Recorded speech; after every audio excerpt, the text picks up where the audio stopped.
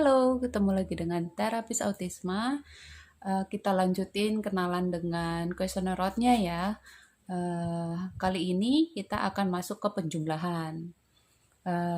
Sebelum kita masuk ke sesi penjumlahan dengan anak, kita kenalin dulu nih kuesioner-nya.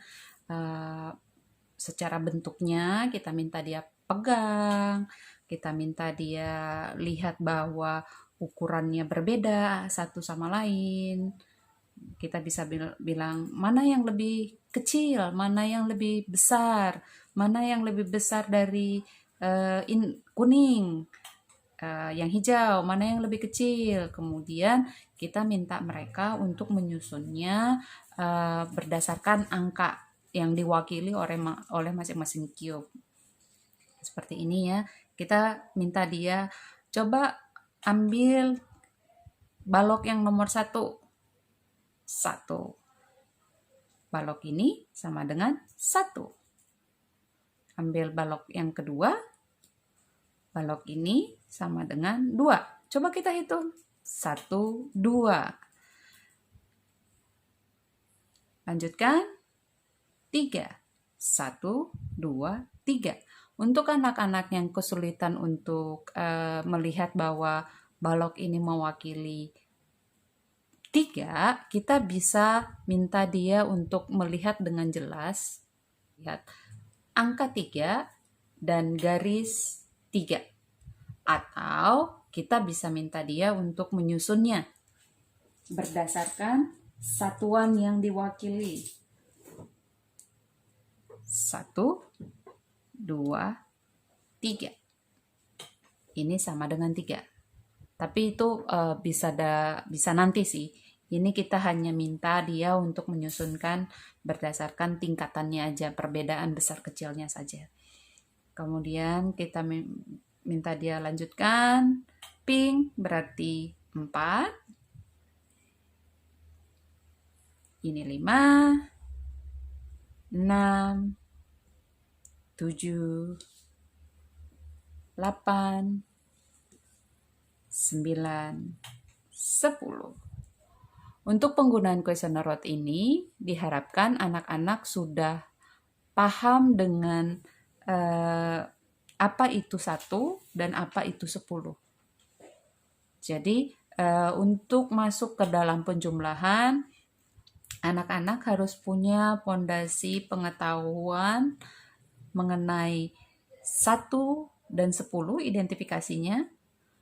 Kemudian dia bisa bedakan mana yang lebih besar dan mana yang lebih kecil, mana yang lebih banyak dan mana yang lebih sedikit. Misalnya saya taruh, kita singkirkan dulu ini ya. Saya tanya mana yang lebih banyak, 2 atau 1. Dia sudah bisa lihat 2 akan lebih banyak daripada 1. Kalau misalnya anak-anak masih bingung bahwa ini terlihat satuan, kita tukar. Mana yang lebih banyak?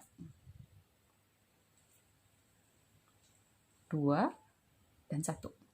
Oke, jadi penggunaan kuesioner rote untuk penjumlahan diharapkan anak-anaknya sudah bisa besar dan kecil, lebih banyak dan lebih sedikit, paling sedikit dan paling kecil. Oke, kita masuk ke penjumlahan ya. Contohnya yang paling mudah dulu. 1 tambah 1 sama dengan berapa? Kita akan minta dia mengambil satu satuan. Kemudian kita minta dia untuk memindahkannya ke sama dengan. Setelah itu anak disuruh menghitung. 1 tambah 1 sama dengan 2.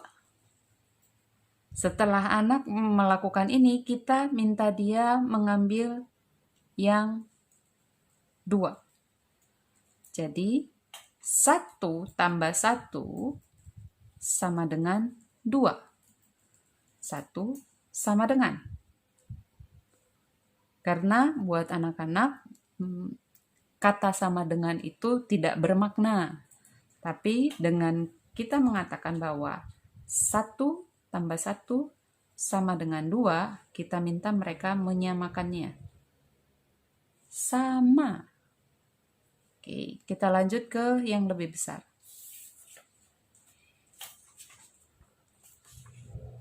8 tambah 2. Kita minta dia ambil yang 8 tambah 2.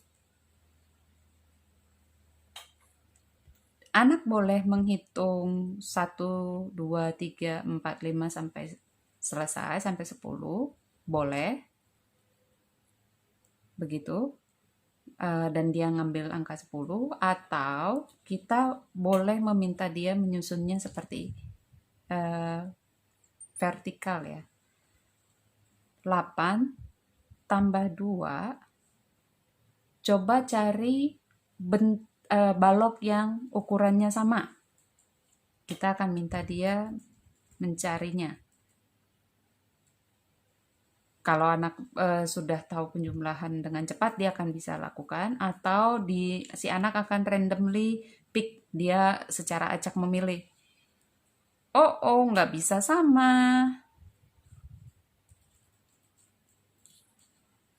Wah, masih kurang. Coba lagi ya.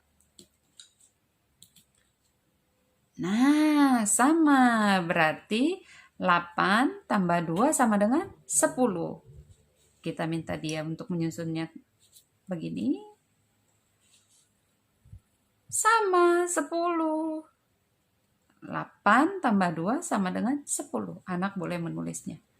Kenapa kita perlu tetap memberitahu anak bahwa 8 dan 2 itu sama dengan 10, supaya makna sama dengan itu bisa terkoneksi ke anak secara fungsional. Jadi bukan lagi sama dengan itu masuk sebagai kata yang abstrak, tapi punya makna bahwa di sisi sebelah kiri dan sebelah kanan itu memiliki nominal yang sama, memiliki arti yang sama.